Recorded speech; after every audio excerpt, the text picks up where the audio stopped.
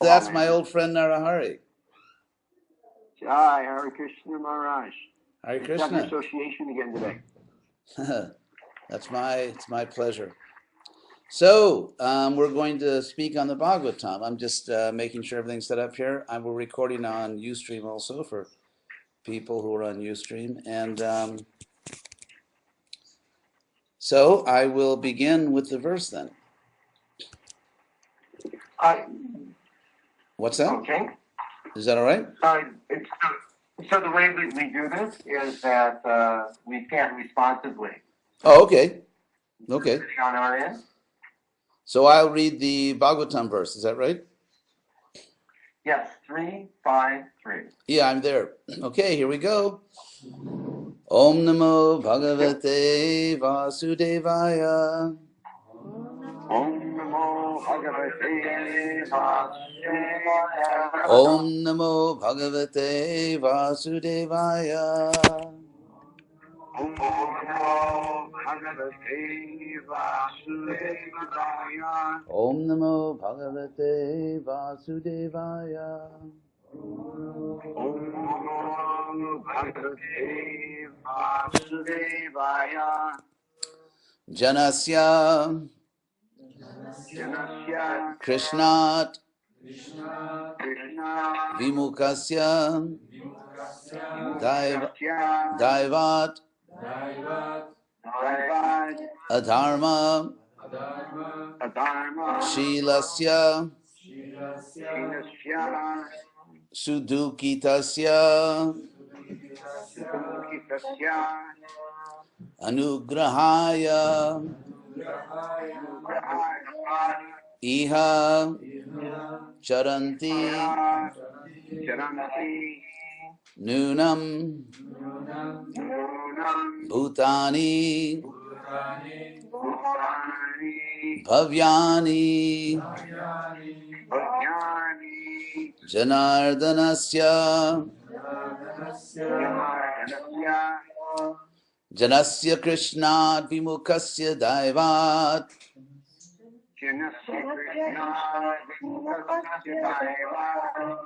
Adharma Shilasya Sudukitasya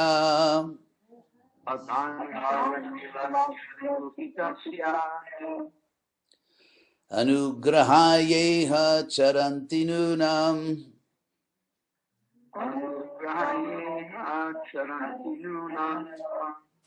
Bhutani Bhavyani Janardanasya.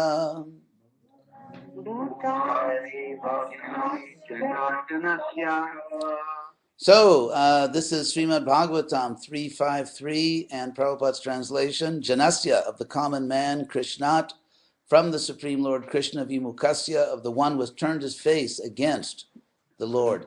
Daivat, by the influence of external energy. Adharma Shilasya, of one who is engaged in irreligion. Sudukitasya, of one who is always unhappy. Anugrahaya, due to being compassionate towards them. Iha, in this world. Charanti, wander. Nunam, certainly. Bhutani, persons. Bhavyani, great philanthropic souls. Janardanasya, of the Supreme Personality of Godhead. Prabhupada's translation. Maharaj, could you hold on just for a moment? I'm going to mute everyone so that you won't have any interference with noises. If you just hold on for a moment. Sure. Muted. Okay. Not quite ready yet. Unmuted. All right. So everyone is muted except for you. I'll mute myself. Oh, great. That's what I always wanted, to have be the only person that can talk. So, just joking. So Prabhupada's translation there is, O my Lord, great philanthropic souls travel on the earth on behalf of the Supreme Personality of Godhead to show compassion to the fallen souls who are averse to the sense of subordination to the Lord. Prabhupada's purport: to be obedient to the wishes of the Supreme Lord is the natural position of every living entity. But due only to past misdeeds, a living being becomes averse to the sense of subordination to the Lord and suffers all the miseries of material existence. No one has anything to do but to render devotional service to the Supreme Lord Sri Krishna. Therefore, any activity other than transcendental loving service to the Lord is more or less a rebellious action against the supreme will. All fruitive activity, empirical philosophy, and mysticism are more or less against the sense of subordination to the Lord, and any living entity engaged in such rebellious activity is more or less condemned by the laws of material nature, which work under the subordination of the Lord. Great unalloyed devotees of the Lord are compassionate towards the fallen, and therefore they travel all over the world with the mission of bringing souls back to Godhead, back to home. Such pure devotees of the Lord carry the message of Godhead in order to deliver the fallen souls, and therefore the common man who is bewildered by the influence of the external energy of the Lord should avail himself of their association. Prabhupada ki jai. So, again, the verse, Janasya Krishnat Vimukasya Daivat Adharma Shilasya Sudukitasya Anugrahayeha Charanti Nunam Bhutani Bhavyani Janardanasya. So I will go over those words briefly. Janasya, of people, jana, Latin gente or gentile. So of people who are vimuka, Janasya Krishna Vimukasya Daivat. Mukha means face. And so in Sanskrit, the word mukha, or face, is often used to mean, in an obvious application of the word, to face someone in the sense of to be interested or to pay attention to someone or to take someone seriously. And V, I'm in Italy now, so V is Italian via, which means away. And so vimukha literally means turning one's face away from someone, not taking them seriously, not paying them attention, not respecting them. That's the idea of vimukha. And so here it's explicit to whom or whom one is ignoring, because it said Janasya Krishnat Vimukasya. So we're talking about people who turn their face away from Krishna, do not take Krishna seriously, are not interested in Krishna, or even don't respect Krishna. And it said Daivat, which Prabhupada translates by the influence of external energy. The word Daiva, of course, comes from the Sanskrit word Deva. Deva means God, and the power of God is Daiva, also translated as destiny or providence, in the sense that the power of God or destiny. So Daivat, because of Daiva, well, of course, Daivat and Krishnat can also mean Krishna who has the power of God, but here Prabhupada translates it Daivat by the influence of the Lord's energy. They have turned their face away from Krishna, and turning one's face away from Krishna, one becomes adharma shilasya. Shila in Sanskrit means behavior, and also in the sense of one's typical behavior.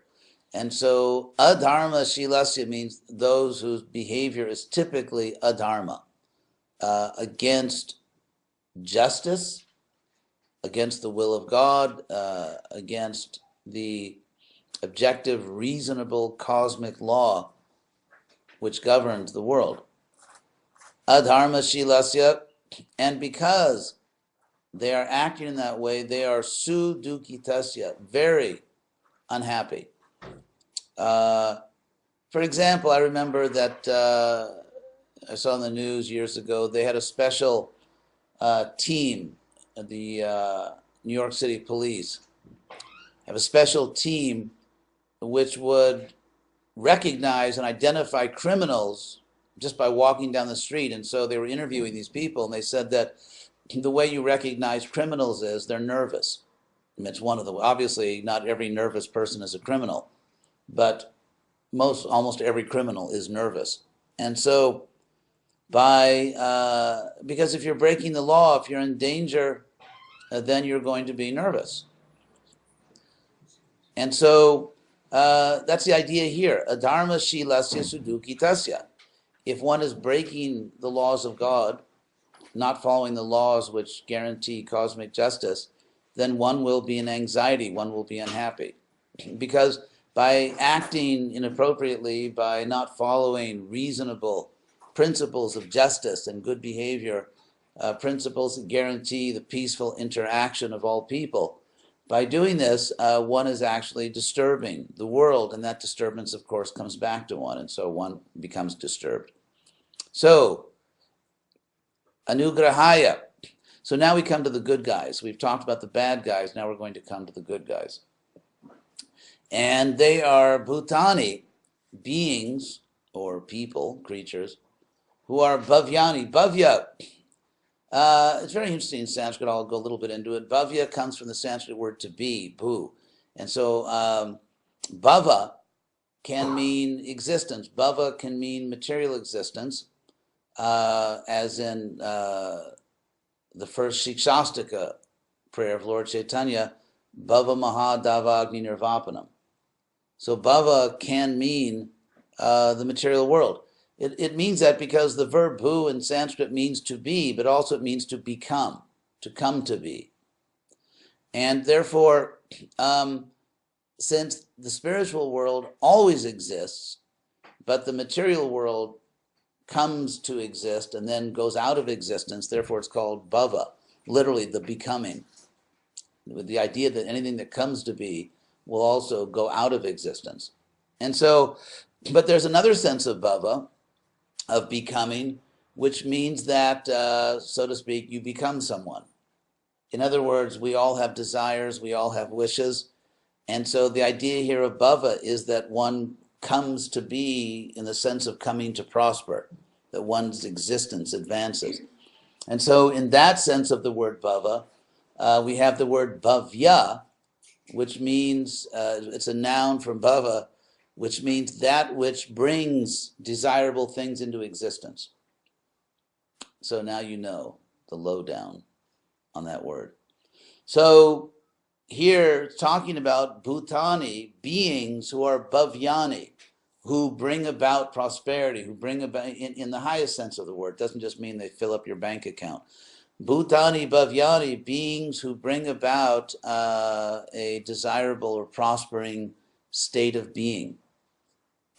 So, and they are Janardanasya, they belong to Janardana, they belong to Krishna. So clearly here this Bhagavatam verse is talking about those people who are auspicious in the literal sense of the word. To be auspicious means to bring about good, to bring good to other people or to oneself. And these are Krishna's own people.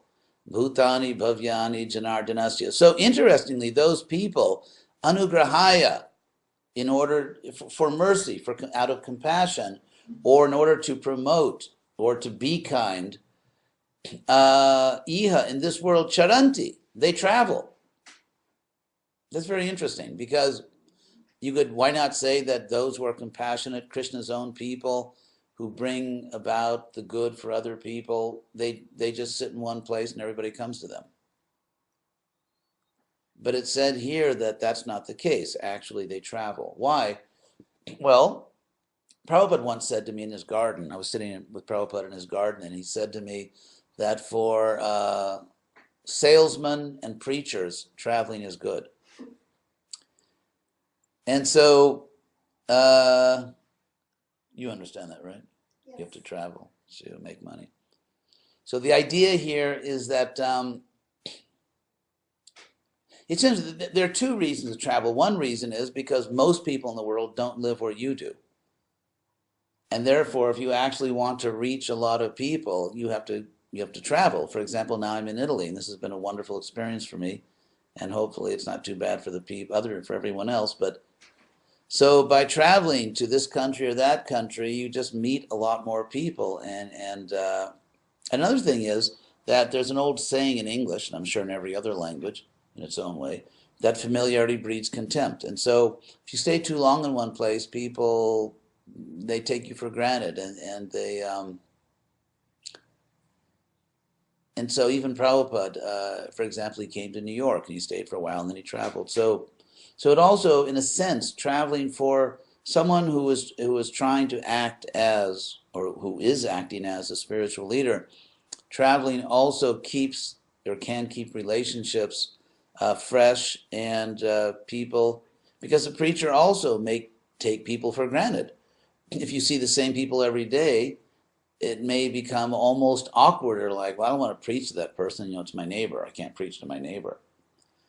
And so the preacher himself or herself may take people for granted, and people may take the preacher for granted. So the idea of traveling is something which can be good for a teacher and also good for the people in so many ways. So another point I wanted to make here, that's the basic idea, that people in this world have turned away from Krishna. And if you don't take, how should I put it? If you look at history, if you look at human history, what you find is that moral systems, systems of morality, come from some type of metaphysical worldview. Because there are two ways in which people try to justify. Can you open a window? There are two ways in which people try to justify morality. For example, that you must do this, or you cannot do that, or you should do this, or shouldn't do that. One way is by appeal to some type of divine authority. And then you have a secular attempt, which is by some form of social contract theory. Namely that, it's for everyone's good that we all agree to do this. Like when you sign a contract, it's supposed to be a win-win, as they say. Like, okay, sign this contract. It's good for me, it's good for you. Everybody wins here. It's a deal. It's a good deal for everyone. And so basically, for those who, let us say, people who do not accept God or any type of spiritual reality, which in itself has the metaphysical power to justify moral principles, then they'll have some kind of argument that it's good for everybody. If you agree to this social contract, it's better for you, because if you steal, then other people will steal, and someone may steal from you. Of course, social contract theory is very limited for the simple reason that it's often false. In the sense that, and you find this going back actually almost 2,500 years in a famous conversation between Socrates and Callicles in a dialogue written by Plato. Because someone may say that, well, I think I have enough power to steal from other people and get away with it. And I think I can do this. And, I'm a gambling man. I'm willing to take that risk. So it's very different to say to someone, that this is just wrong. Like, no, you should not harm innocent people because it's wrong. And it's different than saying, well, if you do that, then maybe someone else will do it to you, or maybe it's not in your self-interest. Because the problem with social contract theory of morality is that you're not really saying that things are wrong. It's not really bad to kill children. It's not really bad to rape innocent women. I mean, that's not really bad. It's just that ultimately, by some often unconvincing theory of history, if you do that, it'll somehow come back to you. And so what we find is that virtually every moral system, and all of us should be grateful for moral systems, because it's like the fact that, for example, we're in Italy right now, and we're in Asiago, beautiful town in the mountains. For those of you who are watching this program, sorry you're not here. It's really a nice place. So the fact that we can walk down the street and it's very likely that no one's going to jump on us or shoot us or try to steal our money is that's really nice. I'm really happy about that. And so, of course, Asiago is also a very Catholic city in its own way, and there's actually a connection between those two things. So, so the idea here that if someone does not accept, and here it says those who have turned away from Krishna. As we know, Krishna appears in many forms. God, there's one God, fortunately. Otherwise, the world would be very confusing. But there's one God, and someone may not know the name Krishna, but they may actually understand there's some type of supreme divine being to whom or divine being that I have to take very seriously. And so if someone simply rejects the very idea of divine power, if someone rejects the idea that there's some kind of God, then for that person, ultimately, there is no absolute moral authority. There's nothing I have to do, and there's nothing that I must not do. It's just that, I'll just calculate. In every situation, I will calculate whether I think I can do this or not, whether it's good for me or not. And if everyone is just calculating like that, obviously we have anarchy, and everyone's going to suffer a lot. So therefore, these two things are connected. Turning away from God and not taking seriously moral principles, and being unhappy yourself because it comes back to you. So another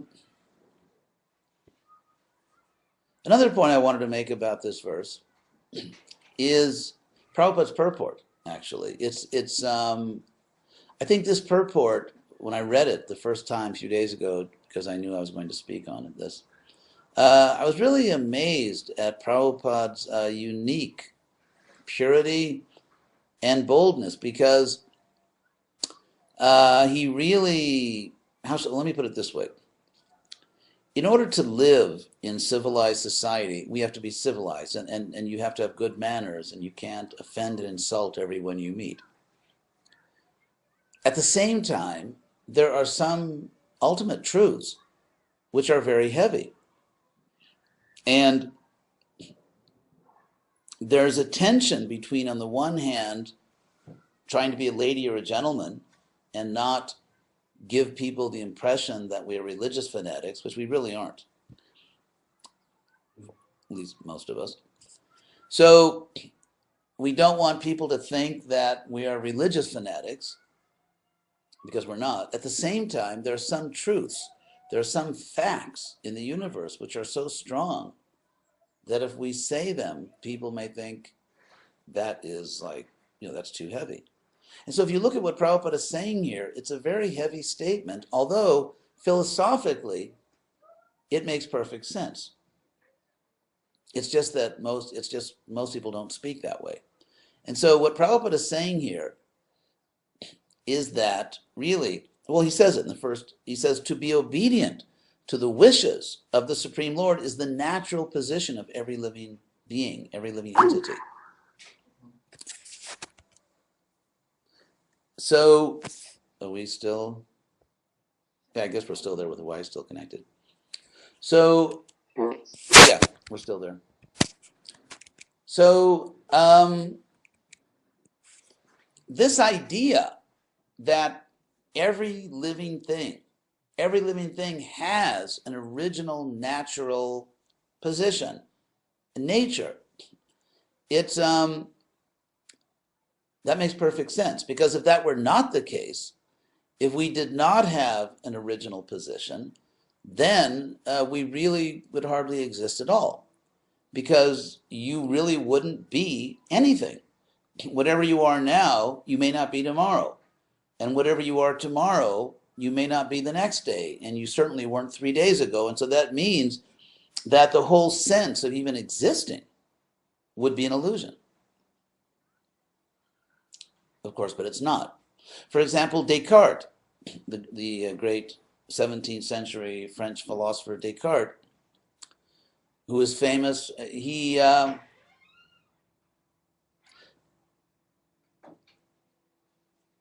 he engaged in this very famous project, which you have to think back. These are the 1600s. In the 17th century, what he did was actually quite revolutionary, because in the 17th century in France, everyone was supposed to believe basically whatever the church told you. Although that was breaking down, because in the 1600s, you have the new science. You know, the science. Sir Francis Bacon is developing the scientific method that we know today. You know, empiricism, and so things are changing.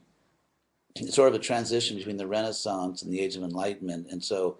But still, Descartes said in the 1600s, he said, "What if I doubt everything that I think I know?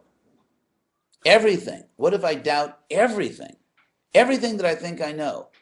What if I say I doubt it? It may not be true." So he wrote this book called The Meditations, in which he said, he began by saying, is there anything that I simply cannot doubt? It's impossible logically to doubt.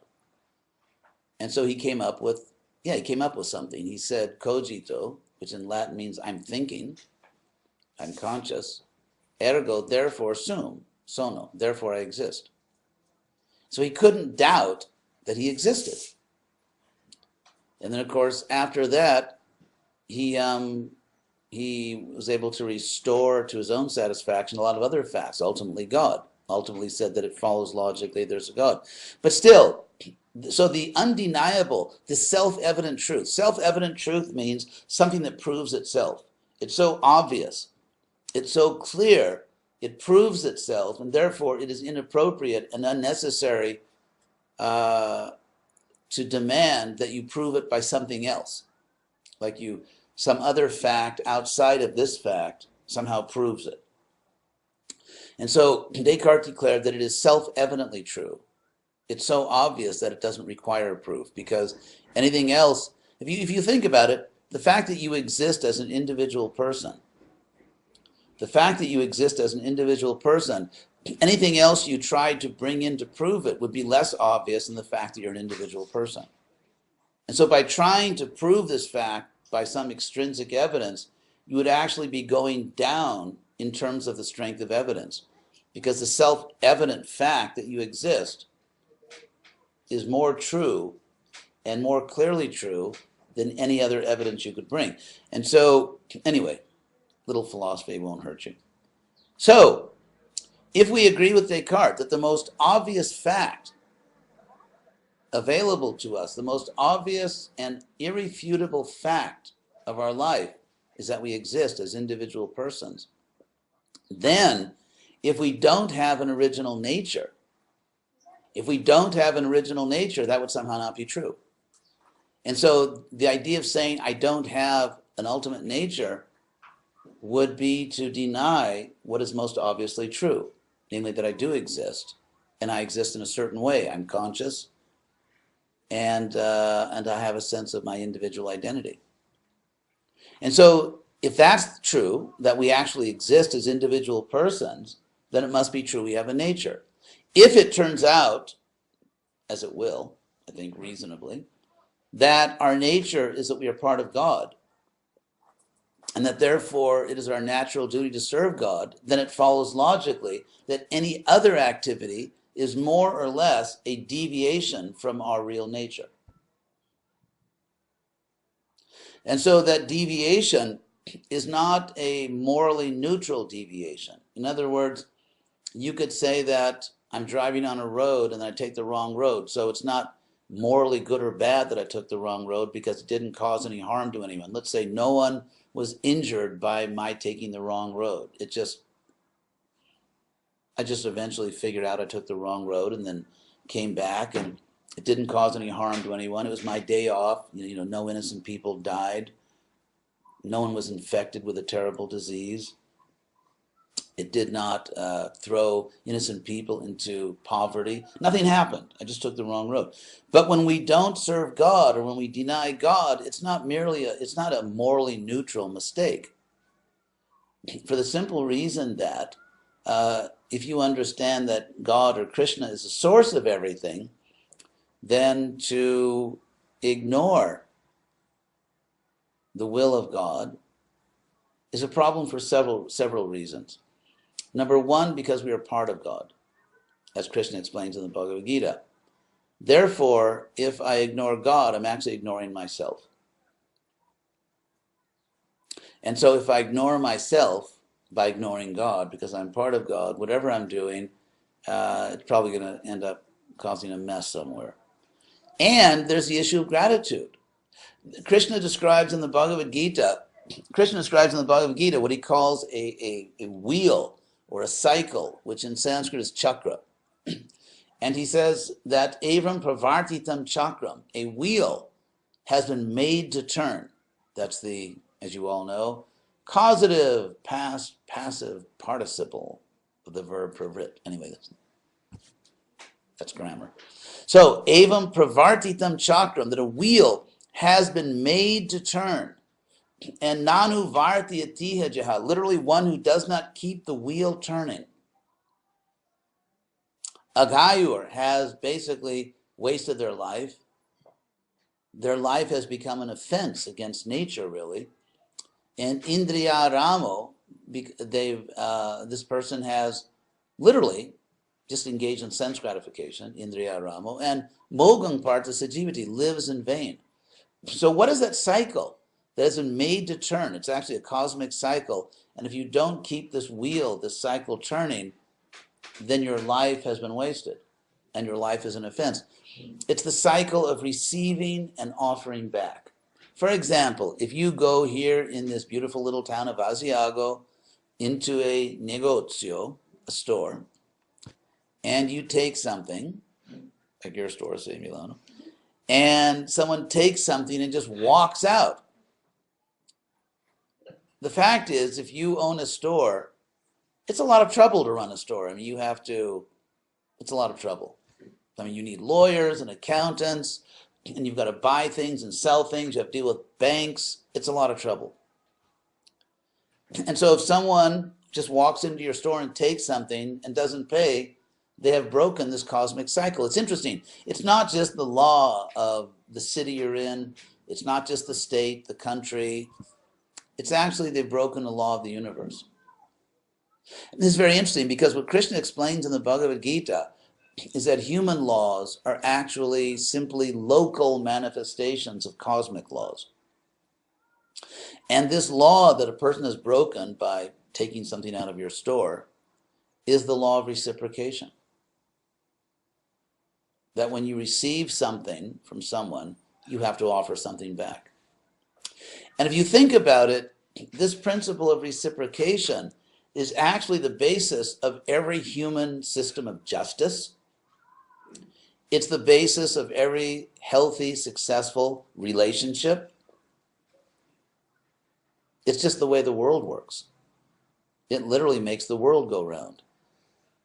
And it also works at a cosmic level because we're receiving gifts from God or the representatives of God. And just like you can't steal something from a store, you can't steal something from the universe. It's the same idea. As above, so below. And so that's the part of the Gita where Krishna is talking about the fact that we have to reciprocate. We have to give back. Tair dattan apradahyaibhyo yo bhunte stenaiva saha. In the Gita, when you receive gifts from Krishna's representatives and you don't offer back, then a person becomes simply a thief. Stenaiva, simply a thief. Ladro. So, and this, of course, gets back to the point of a dharma. You turn away from God, you turn away from the authority of God, and you engage in unlawful activities and become a disturbance to others and therefore to yourself. Because that's the whole point, for example, of the la polizia, the police. That if you disturb, that people who disturb society are disturbed. They are disturbed. They're put, they're very disturbed because you go to jail. Unless, of course, you're a politician, then there's special facilities. But let's say normal people who are not politicians, if they steal, they go to jail. So, and And this punishment for crime is not, it's not simply that there's an angry God. No, it's actually ultimately for the good of the criminal.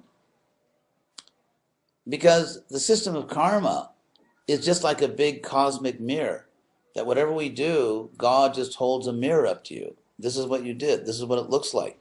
It's like that old Bob Dylan song, How Does It Feel? So, in other words, it's cosmic empathy training. Just like you can take a course in empathy, so Krishna has his own course in empathy, which is called the law of karma. So, Prabhupada does not shy away. Prabhupada just tells it like it is, and says that even, I mean, because this would actually shock most people, the idea that everyone that's just working a job, taking care of their family, making money, trying to buy a nice house, trying to get a nice car, go on vacation, maybe even go to heaven when you die, you know, like next life insurance, that someone who's doing that, a karmi, or Prabhupada says a empirical philosophy, just philosophers, scientists, or even mystics, that all these, you know, highly respectable people are actually, Prabhupada says, more or less against the sense of subordination to the Lord. And they're doing something seriously wrong. They're actually doing something seriously wrong. I mean, Prabhupada can say this, first of all, because he actually knows it's true. He's not just repeating some religious doctrine he heard. He actually knows it. He actually sees it because he sees Krishna. And because he's fearless, and because he's pure and therefore not envious of anyone. So people don't get outraged when he says it. But what's interesting here is that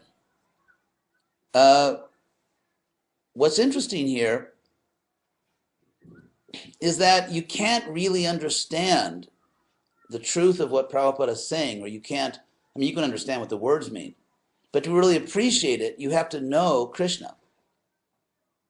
Because if you don't really know, if you haven't actually realized that there's a supreme being who is absolutely pure and who is absolutely worthy of, who deserves your obedience and your love, actually deserves it. If you don't really see that, and if you don't see to what extent it's true, because someone may have a general idea, yeah, there's a God, sure, we should, be pious, follow God. But if one's realization of God is not so powerful, then your sense of the impropriety, the incorrectness of not serving God will be proportionately not so strong. So, how powerfully do you see? How convinced are you that it's really wrong to do anything except serve God? That depends on how powerfully you've actually understood God. Because if you see it, if you actually see that God, or Krishna, whatever name you use, that God is everywhere, that God is the source of everything, that we are actually part of God, if you really see it very powerfully, then you will have a very strong sense that to ignore this fact, which is infinitely more important than any other fact, and which in fact is the source of all other facts.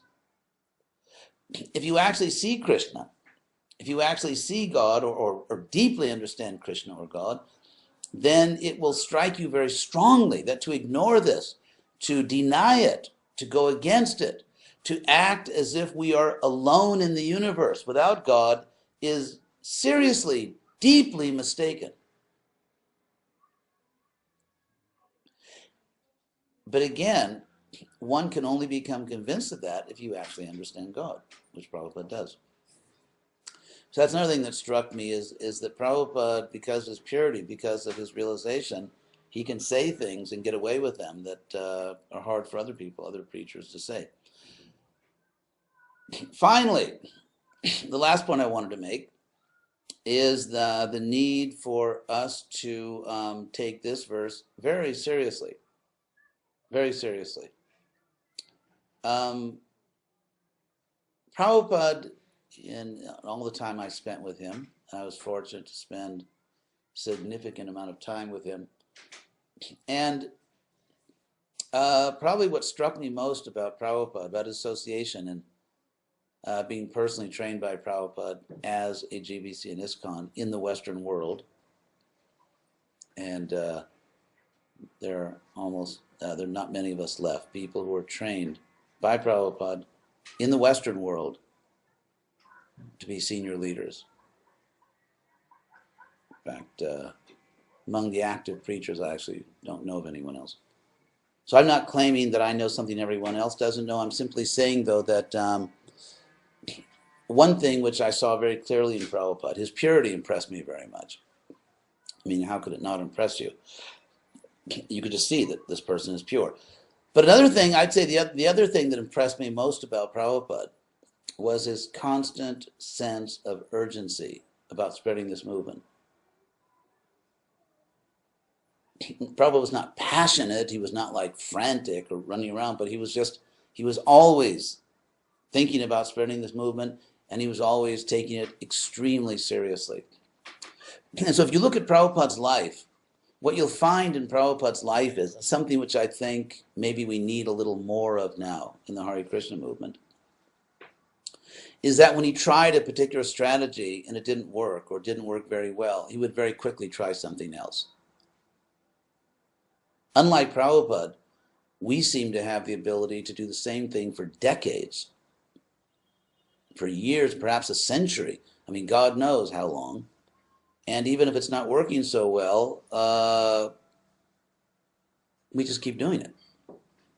That's not Prabhupada, by the way. Prabhupada never changed the basic principles. It's not that he said, okay, people don't like the word Krishna, so I'll call God something else. I'm not talking about that. I'm not talking about changing our philosophy. We don't change our philosophy. We don't change the spiritual practice that Prabhupada gave us. And we don't change the institution Prabhupada gave us, actually.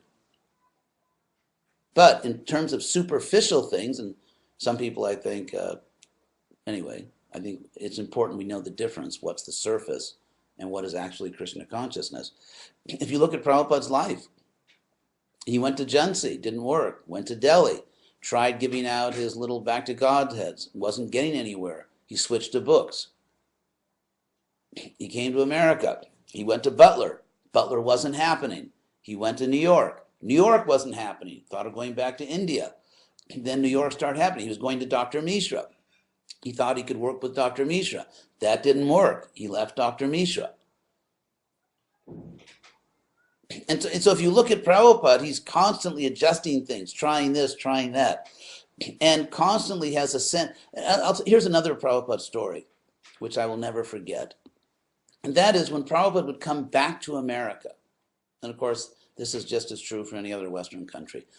When Prabhupada would come back to America, and we would meet him at the airport, and several times I did this, and there was a press conference. I think one time in Honolulu, one time in Los Angeles. And there was a press conference, and Prabhupada's greatest pride, his greatest pride is, he would say to the reporters, he would point to us, his disciples, and he would say to the reporters, these are American boys and girls. I did not import them from India. That was Prabhupada's pride.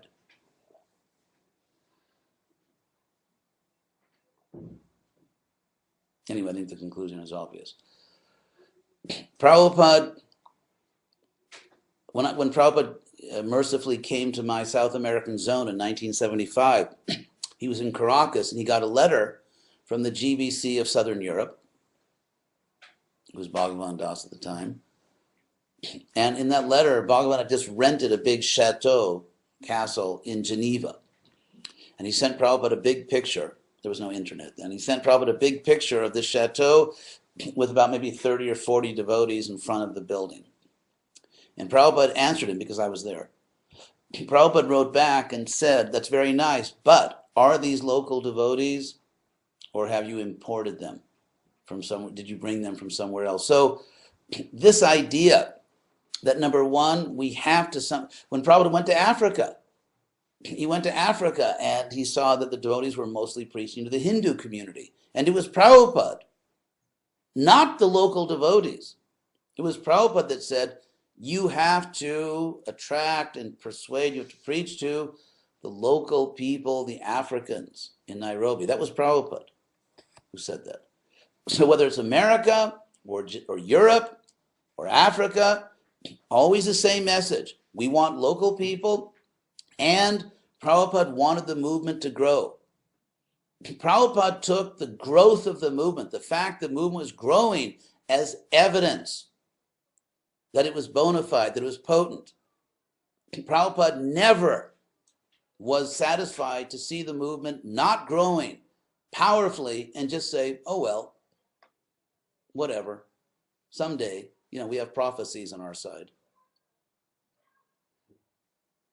That's not Prabhupada. So that sense of urgency that we have to find the way, again, preserving the three things that Prabhupada really said we couldn't change: our philosophy, our practice, and our institutional framework. Those are the three things. Other things, details, Prabhupada says very clearly in the Nectar of Devotion, chapter 6, there are fundamental principles and there are details. Details can be changed. And so if we think all these details are fundamental principles, we have not understood Vaishnava philosophy. So if someone says that a particular behavior, some external presentation is a basic principle, there's a very simple way to prove that. Find it in Rupa Goswami's list of basic principles. So, for example, as one sannyasi or some sannyasis say that you can't really practice bhakti yoga unless you dress a certain way, fine. Find it in the list. Find it in Rupa Goswami's list of basic principles. If it's not in the list, it's not a basic principle, because we're supposed to be Rupa Nugas. So, and of course, Prabhupada sent Tamal Krishna Goswami to China, and Tamal had to do, incredible things. He had to sit literally at a table and smile while everyone around him was eating dog meat.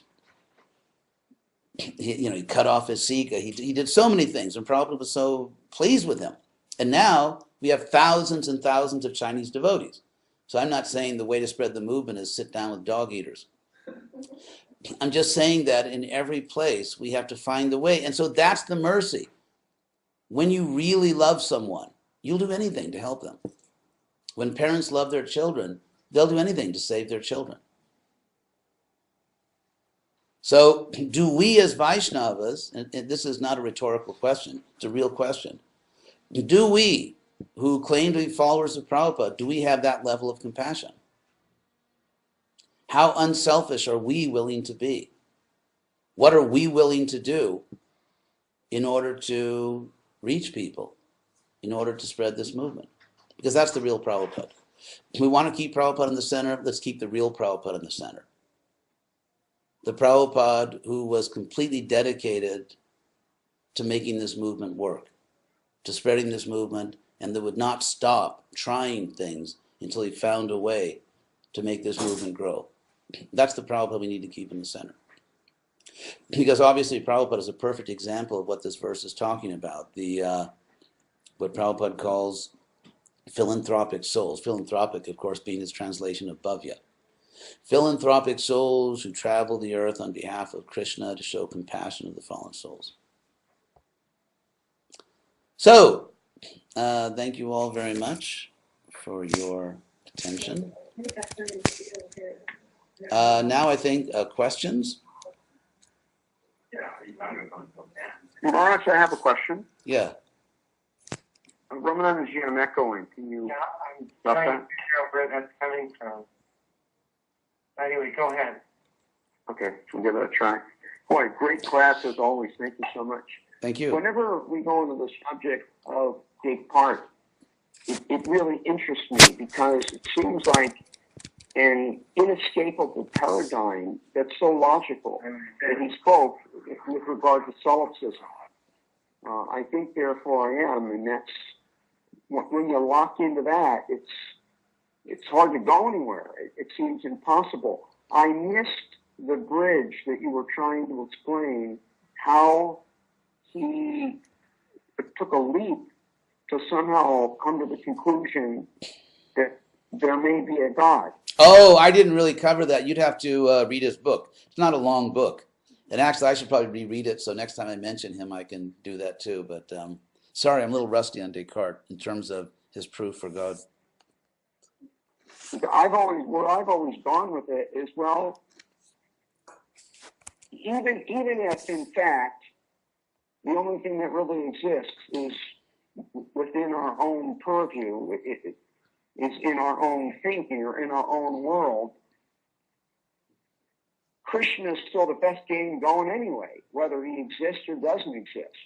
Whether he's real or isn't real, we will certainly find the most pleasure, the most enjoyment, the most satisfaction playing that game, real or not.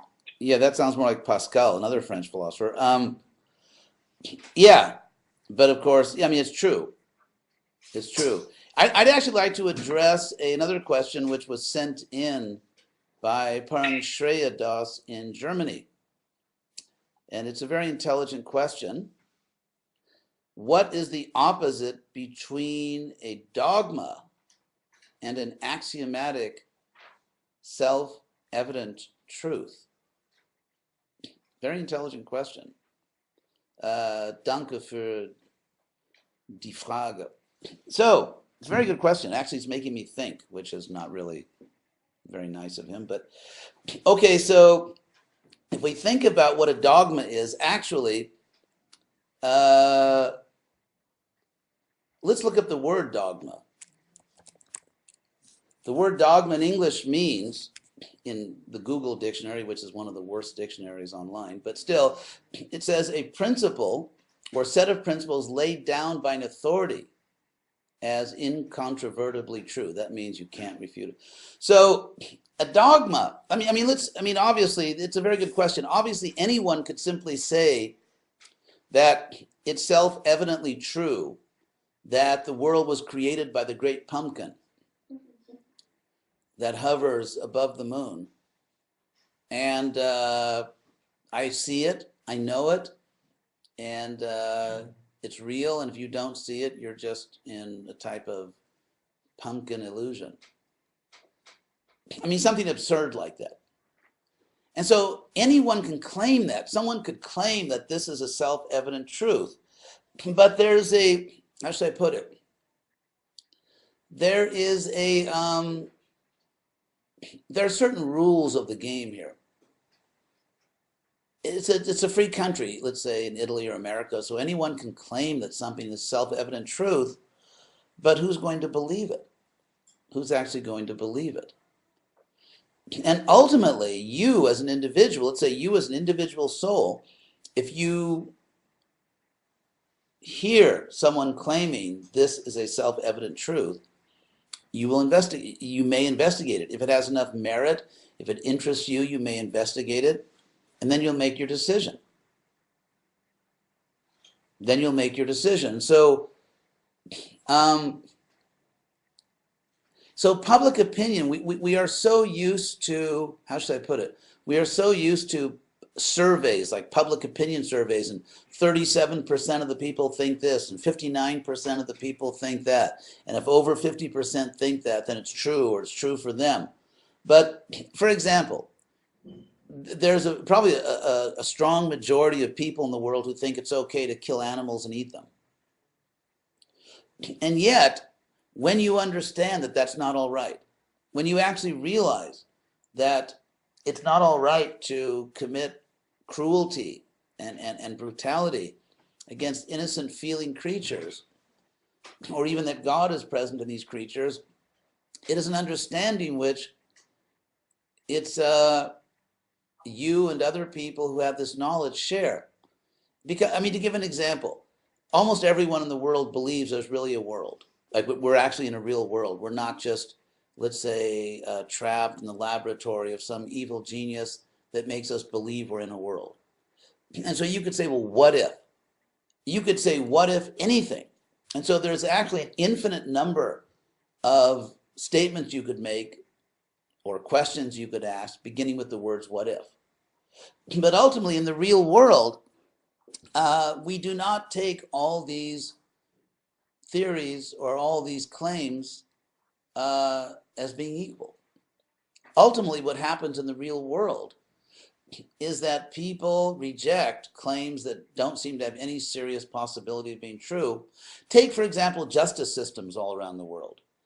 Rather than beginning to talk about God, let's take justice systems. Obviously, laws are different all around the world. Any country you go to, the laws are somewhat different. And yet, people who actually study international legal systems find that pretty much there is an agreement, there is a universal understanding about the basic principles of justice. For example, taxes. In France, they had this crazy law where if you make over €1 million a year, you got to pay, how much was it? Like 90% of your income. It's some ridiculous number. So in socialist countries, they may charge more tax. In very capitalist countries, less tax. But there's a general principle, which is that if you take advantage of the resources, the facilities offered by a society, you have to give something back. So someone may be a capitalist, someone may be a socialist, but underlying that, there is almost universal agreement on the most fundamental principles. And then the fact, let's say, belief in the idea that if you earn money, if you have created wealth, that you have a right to enjoy it to some extent. To what extent? Like what percentage of your wealth do you have a right to enjoy? What percentage should you give to the government to be, well, stolen, actually, but theoretically distributed among people that need it? So there are different theories, but the idea that you have to give something back and the idea that you have a right to enjoy some percentage of the wealth you have created are basically universal ideas in civilized societies. And even if you look at the worst dictatorships or the most dysfunctional corrupt governments, you'll find that even very dysfunctional corrupt governments have good constitutions. They don't follow them. I mean, no one takes it seriously, but they actually have a good constitution. So in the same way, if you look at concepts of God, if you look at world religions, what you'll find is, well, first of all, in terms of legal systems, why is it that in civilized countries, or even in uncivilized countries, at least theoretically in their constitutions, why is it that we find very practically universal agreement on basic principles of justice, even though those principles may be applied differently according to other beliefs? Or why is it that if we look at world religions, we find almost universal agreement on the nature of a supreme divine being? Namely, that divine being should be somehow omniscient, should know everything, omnipotent, should have great power or all power, and should be benevolent, in the literal from Latin, benevolente. I mean, literally wishing the good, desiring the good, like the English word volition, will or desire, wishing the good for others. Or so this benevolence, this wishing the good and knowing everything and having great powers and the possibility of a relationship with that being. These are ideas which are found virtually throughout world religions. And so why? Because people have intuition. If you, first of all, understand that, as Krishna explains in the Bhagavad Gita, that we are all part of God, and that God in the heart is giving knowledge to everyone, and if you understand that knowledge comes from goodness. So all around the world, throughout history, there have been some good people. And therefore, it's not that all knowledge or all wisdom has come from India, because India is not the only place in the world where there were good people. And according to Bhagavad Gita, anywhere in the world that anyone was just a good person, that person will have knowledge. And that's why we find throughout the world that people have had the same kind of wisdom. in terms of treating other people with respect, justice, compassion, reverence for a divine reality. These are principles you find throughout the world wherever there were good people. And in every part of the world, there were some good people. So, therefore, getting back to this question, what is the difference between a dogma and a true a self-evident truth? Ultimately, grammatically, there may be no difference. Because the statement that it's a self-evident truth that the great pumpkin created the universe, or the statement there's actually a supreme God, grammatically they're the same. You know, there's a noun, there's a verb, there's an object of the verb. So there's a grammatical equality, and there's even a legal equality, because in free societies you can say anything which doesn't, you know, it's not hate speech or doesn't cause, you know, significant harm to other people and so on. But otherwise, grammatically and legally, there's no difference.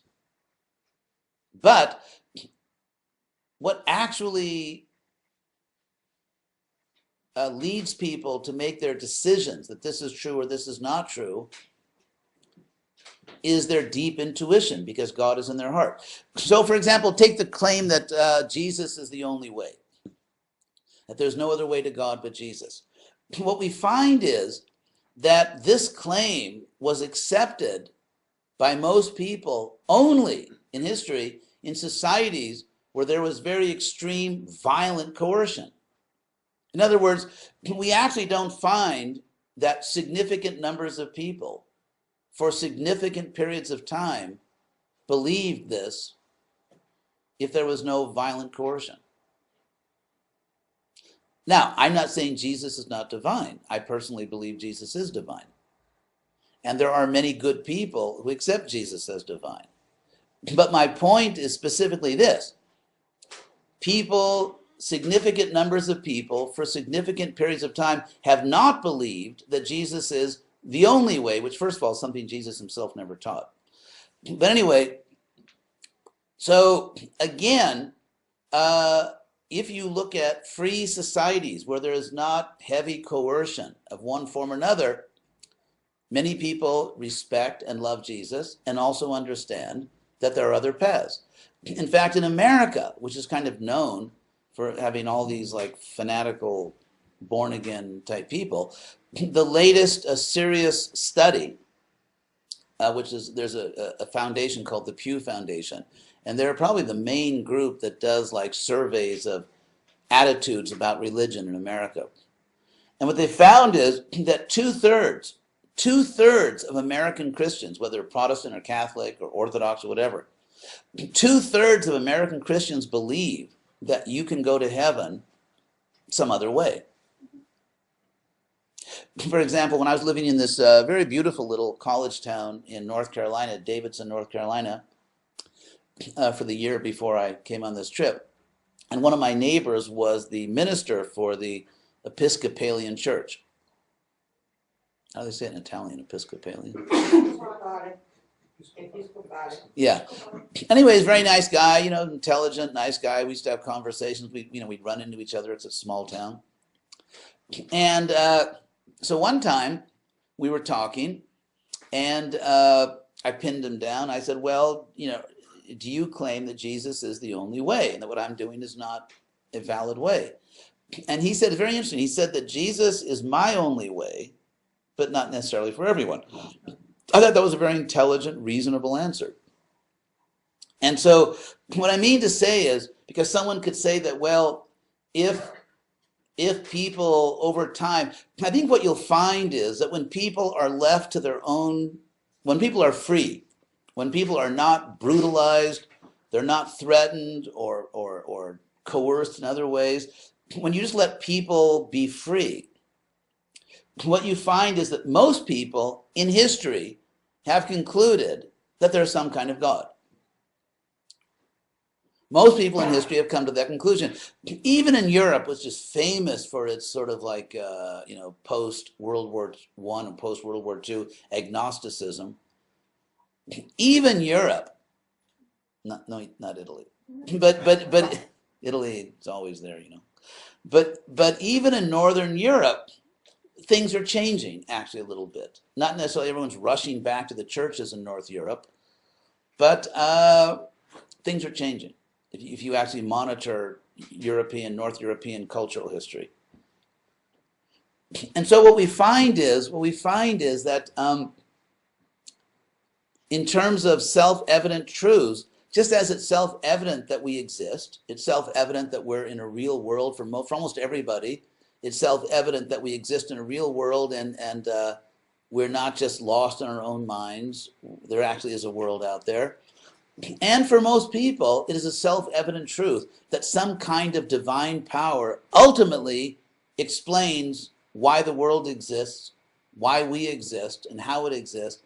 And ultimately, for example, in America, the percentage of people who believe that evolution theory by itself, without any mention of a God or anything, just evolution, scientific evolution by itself explains the world. The number of people who believe that in America is it's about 12%. 12%. That means almost everyone in America, 88%, that's an extremely heavy majority. 88% of the people in America believe that in order to explain the way the world is, there's something more than just the physical. So why do 88%, that's really almost everybody. Why do so many people believe that? Because they somehow feel they know it within. And so if you look at, in other words, we have to talk about real contenders, just like in that famous movie scene, Marlon Brando, on the waterfront, I could have been a contender.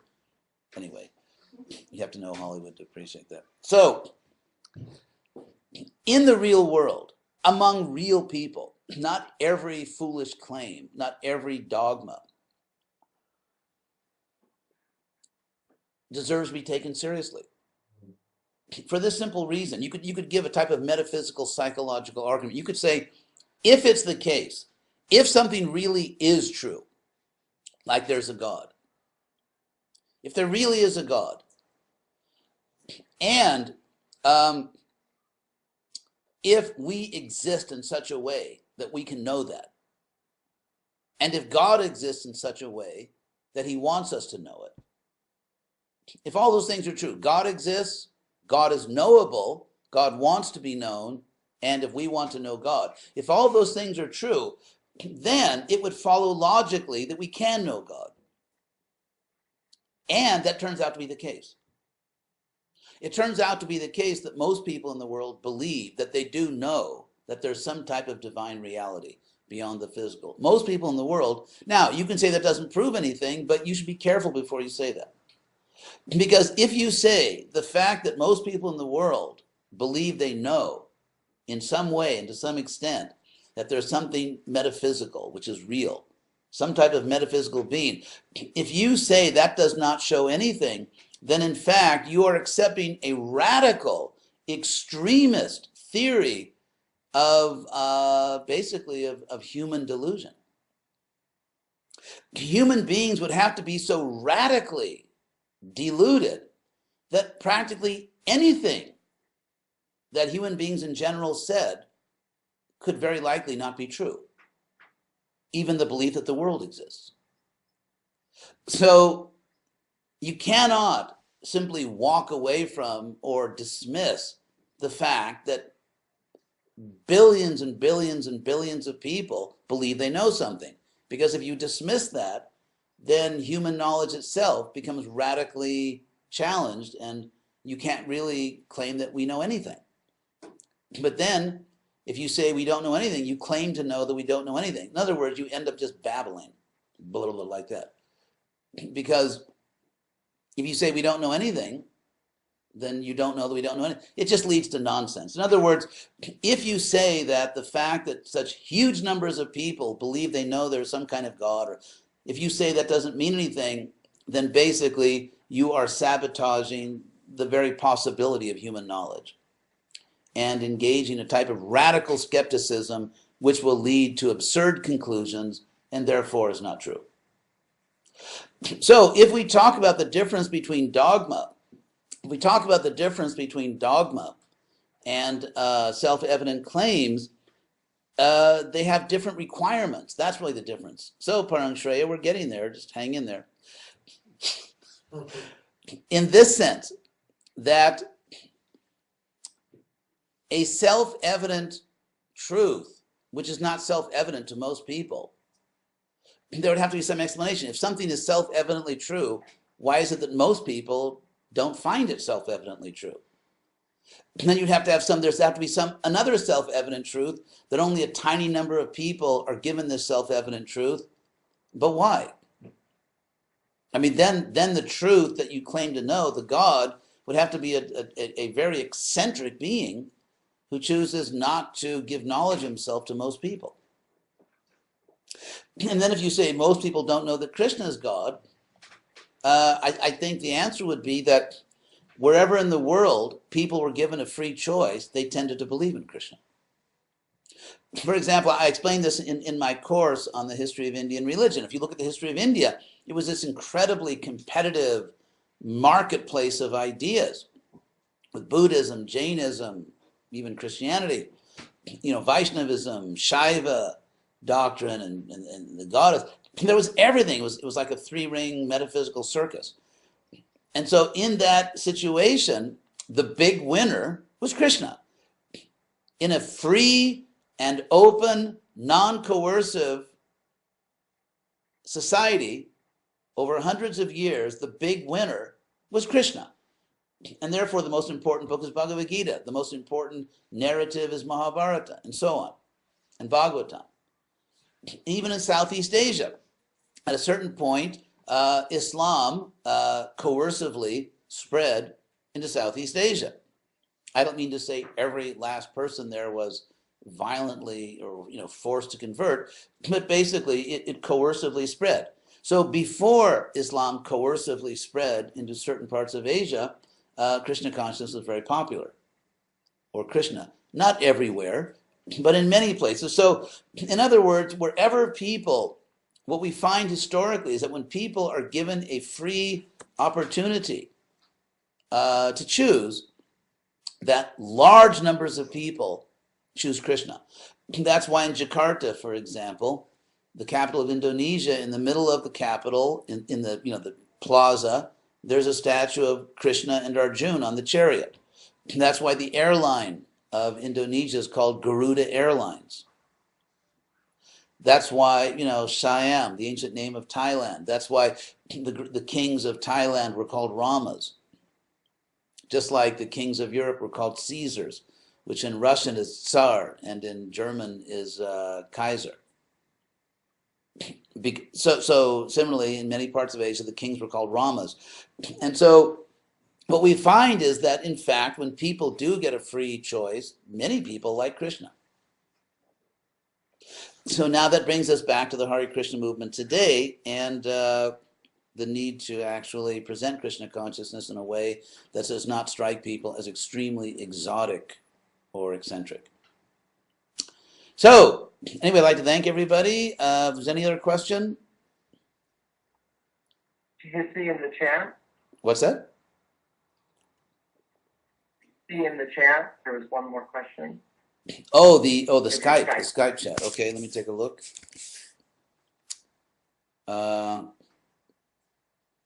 Actually, I don't. Okay. It's not in my Skype. I can read it? Yeah, go ahead, please. Okay, could you say something about fanaticism, racial Islam, or fundamental Christianity that drives a lot of people away from theism? These people claim to be following God.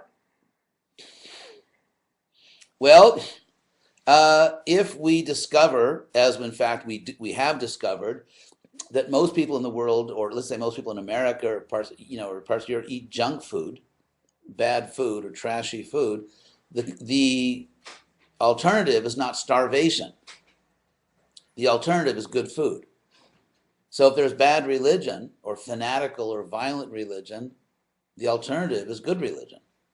Because people will be religious. Nothing proves this more than the fact that materialistic, atheistic science basically transformed itself into a religion with unchallengeable dogmatic beliefs, with excommunication of non-believers, with high priests.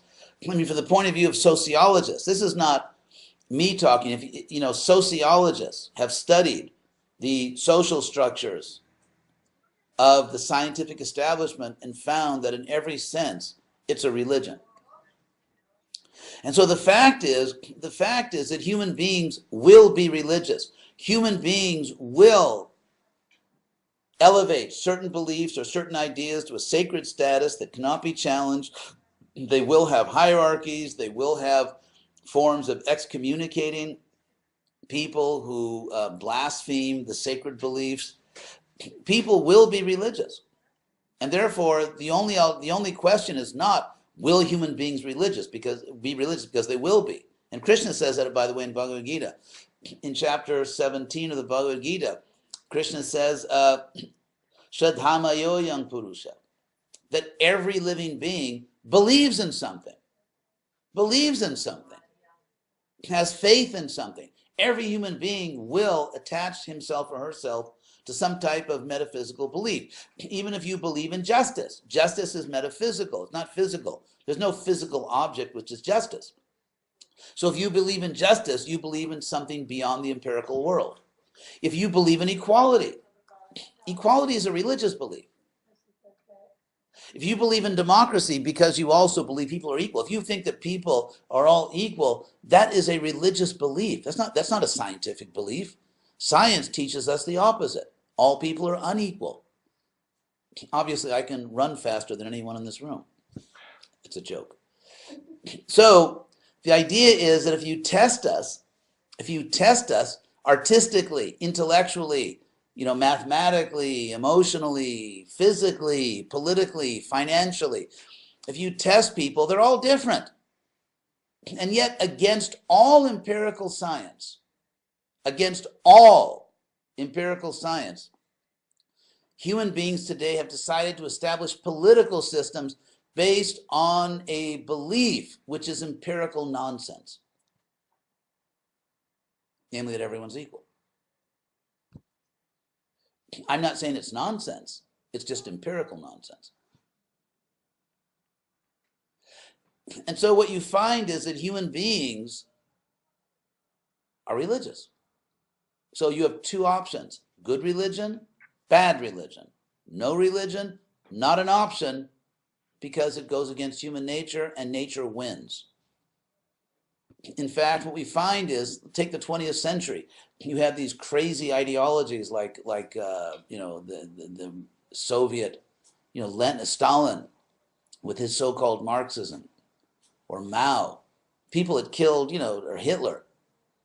I mean, the number of people killed is practically inconceivable. I mean, our human brains are not made in such a way that we can really even process that information. I mean, so many people were killed because of an attempt to subordinate nature to ideology. The idea is that ideology, anyway, I won't go into the whole intellectual history of Europe and how they came up with that.